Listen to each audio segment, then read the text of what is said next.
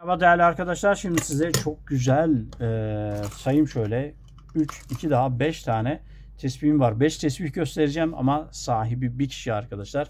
Bu tesbihlere bayılacaksınız. Önce böyle biraz standart gibi olanlarla başlayayım. Standart dediğim ise şimdi ölçüsünü söyleyeceğim size. Poşetten çıkarayım. Hemen ölçüsünü söyleyeyim size. Siz bakın o arada. Tahmin edebiliyor musunuz? Muhtemelen edersiniz. Şimdi şu poşeti alayım şunu. Bu tespihimiz arkadaşlar şöyle bir görün. Güzel bir sarı. Güzel bir sarı. Şimdi bu güzel sarımızın hemen kodlarını söyleyeceğim size. Kodlarını söyleyeceğim. Hemen arka tarafta malzemeye bakıyorum.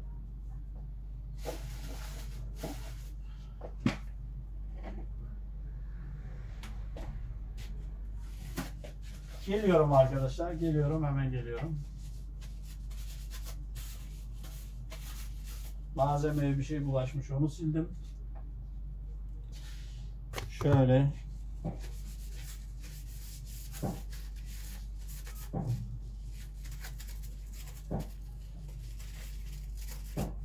Evet. Bunun üstüne bir şey dökülmüş. Onu silme ihtiyacı duydum.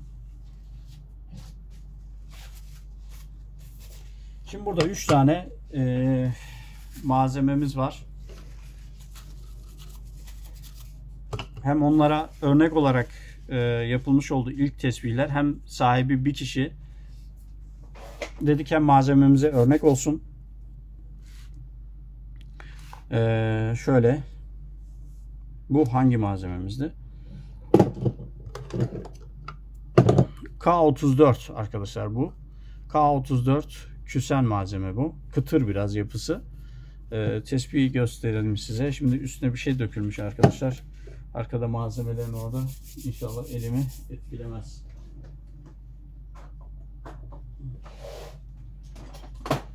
Şu elimi siliyorum arkadaşlar. Şimdi bu tespihimiz bundan yapıldı. Alt rengi böyle sarı bir malzeme. Şöyle görün. K34 malzemede küsen cinsi arkadaşlar. Detaylarına bakalım. Şimdi bu tespihimiz arkadaşlar kırık imame yapıldı. Kalın delik çalışıldı. Damarlı bir malzeme. Çekildikçe damarları ortaya çıkacak küsen malzeme. Yapı itibariyle kıtır dediğim gibi. Şöyle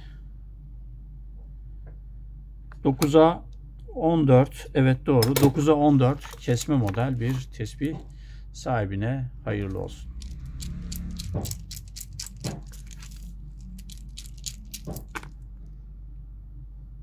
Evet.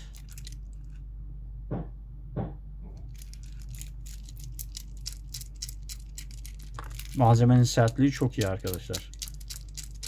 Çok iyi. Şimdi bunların dediğim gibi küsenlerin birkaç gün sonra çekimi çok iyi noktalara geliyor. Tanınmayacak hale geliyor. O kadar güzelleşiyor. Abartısız arkadaşlar. Abartısız. Şimdi bunu malzemenin dibine bırakalım.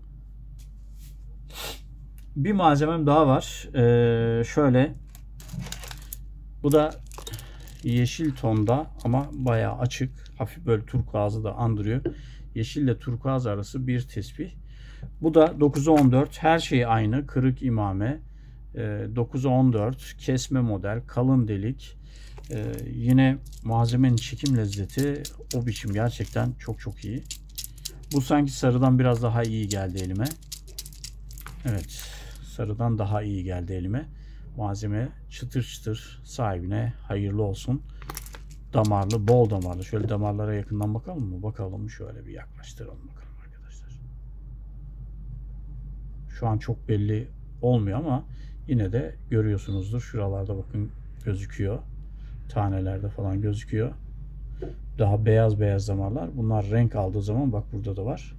Renk aldığı zaman daha çok belirginleşecek. Tespih çekildikçe detaylar ortaya çıkacak arkadaşlar. 9'a 14 kesme model Tespihimiz sahibine hayırlı olsun. Evet. Şimdi şunu da şöyle yakından bir çekeyim. Bunu imamesini yakından çekmedim. Şurada kendinden bir leke var. Şey değil, delik melik falan değil arkadaşlar. Özür dilerim. Tespihimiz bu. Evet. Malzemesini göstermedim. Malzemesi de buydu arkadaşlar. K35. K35 küçsel malzeme. Kıtır yapısı var demiştik bunların. Bu üçünün de yapısı kıtır. Şöyle tespihimizin de şöyle bir görün. Gördünüz mü? Bayağı yakın. Üst tarafını gör. Harika. Şimdi bunu da koyduk. Sırada önce malzemeyi göstereyim madem o zaman. Şimdi K36 var. Bakın. Biraz daha koyusu. Şöyle bir malzeme. İçinden ayrı bir renk çıktı. Esasen bunu şöyle iki renk yapacaktık. Usta sadece üst taraftan, temiz tarafından yapacağız diye anlamış. K36'yı direkt girmiş, yapmış. Yine abimize yapacağız inşallah. K36'yı şöyle bırakayım. Tespihini de şöyle şuraya koyayım arkadaşlar. Biraz şu alttakinden koyu. Biraz daha koyu onunla. Yakın renk yani, andırıyor ama biraz koyu. Ama o çift renk olsaydı süper olacaktı ki abi herhalde tekrar bir tane çift renk olacak şekilde çalışacağız. Küsen malzememiz. Bunun kodu da K36. Şöyle malzemesiyle beraber göstereyim. Şeyde biraz ekranı düşüreyim arkadaşlar. İyi böyle.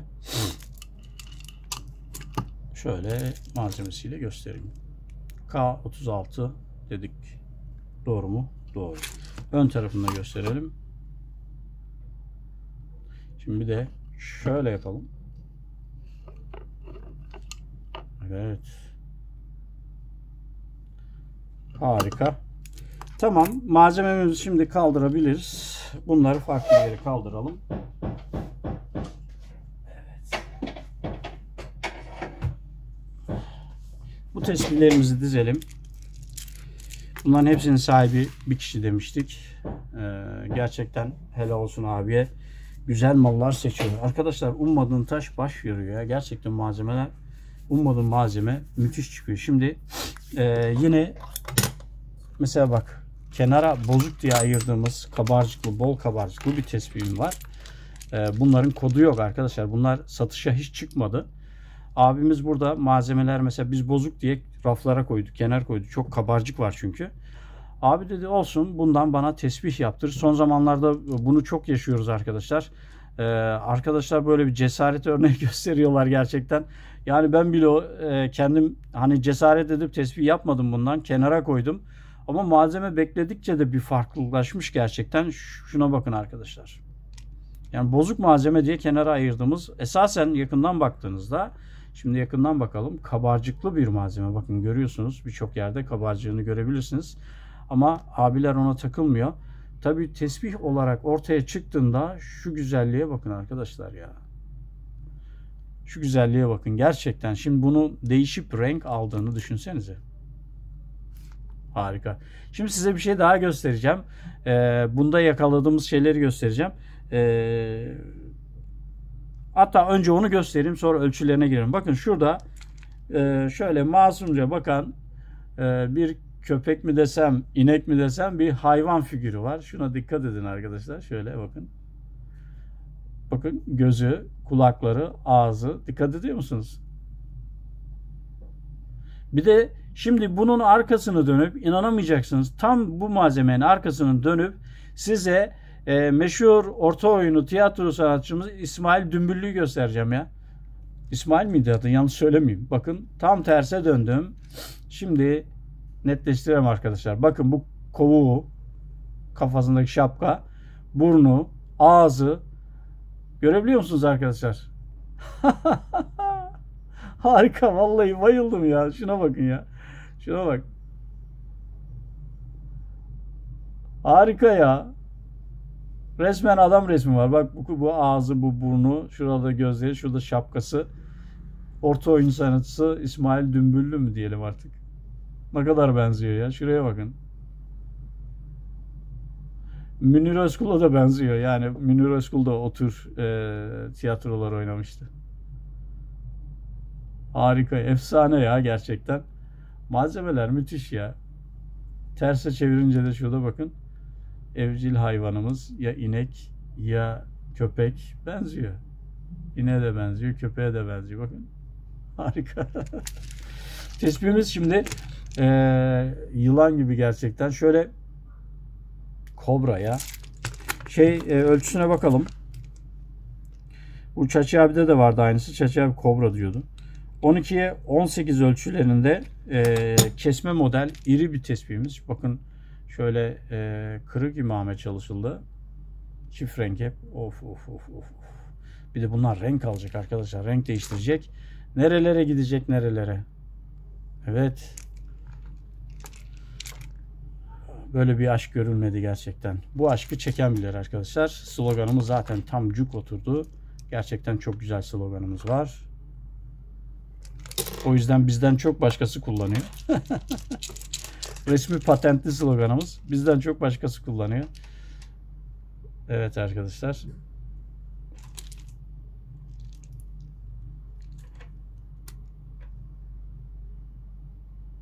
Malzemeye bak ya. Sertliği şey olarak iyi bunun. Güzel, sertliği güzel. Tabii çekebilsem sertliği güzel. Ama biraz çekildikten sonra hiç çekilmedi. Şimdi sahibine vereceğim. Birazdan vereceğim. Bekliyor beni zaten. O yüzden dükkanı kapattım. Bu videoyu çekiyorum arkadaşlar. Sahibine teslim edebilmek için. Şimdi çekince bir iki gün sonra zaten bana getiriyor. Ya da birkaç gün sonra getiriyor muhakkak bana abi. Beni mahrum etmiyor gerçekten şu güzelliklerden. Allah ondan bin kere razı olsun. Harika bir şey. Harika bir şey. Sahibine hayırlı olsun diyelim.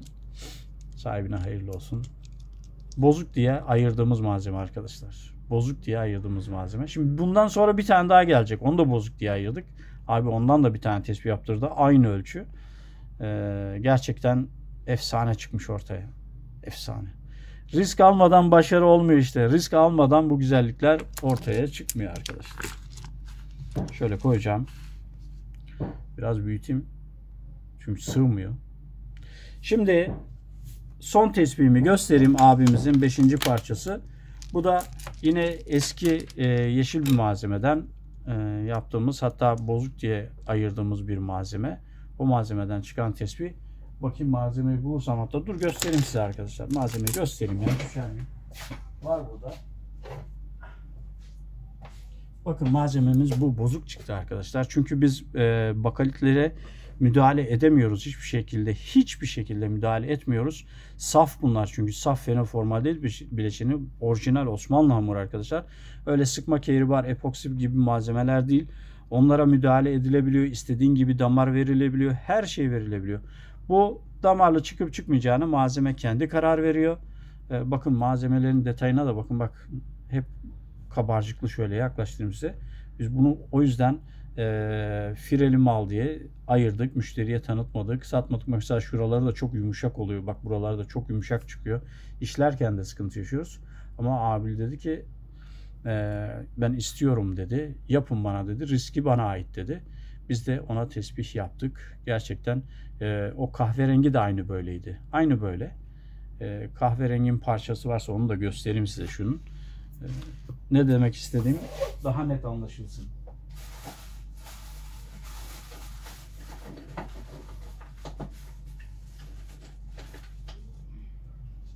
Hani bunları göstermemin sebebi yanlış anlaşılmasın, şey gibi düşünülmesin. Ya işte başkasına gösteriyor, malzemeyi ayırıyor, bize göstermiyor, olay olmasın arkadaşlar.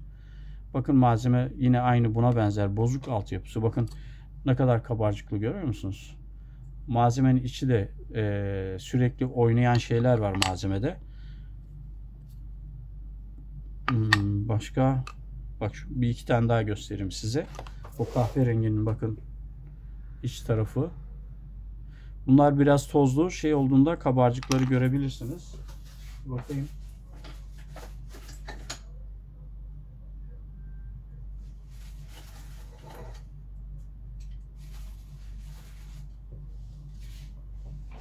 Bakın malzemenin içleri hep normalde şunlar çok yumuşak. Bıçakta zor işleniyor. Bakın hep kabarcıklı malzeme diye ayırdık zamanında bunları. Ama işte tesbih olunca bakın şurada delikler var, şurada şeyler var. Geçişlerde baloncuklar var. Neyse şunu da kaldırmış olalım. Kahverenginin de malzemesini göstermiş olduk.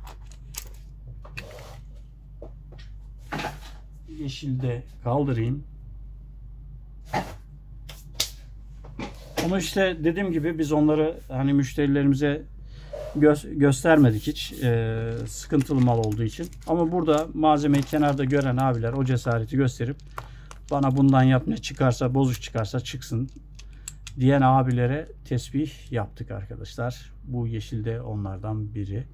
Yeşilimizin de detaylarına bakalım. Bakın hep malzeme damarlı çıktı. Bakın bazı yerler, birçok yerde kabarcık var. Bazılarında yok ama çoğunda kabarcık var. Abimiz böylece kabul ettiği için biz de yaptık arkadaşlar. Harika bir duruşu var.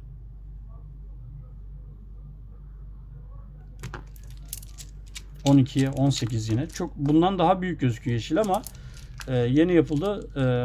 Desenlerinden, malzemenin koyuluğu ve açıklığından kaynaklı herhalde. Ölçüler aynı ama. Şöyle biraz büyüteyim. Evet. 12'ye 18 kesme model tespihimiz arkadaşlar. Bakın buralarda o malzemenin damarları düşmüş.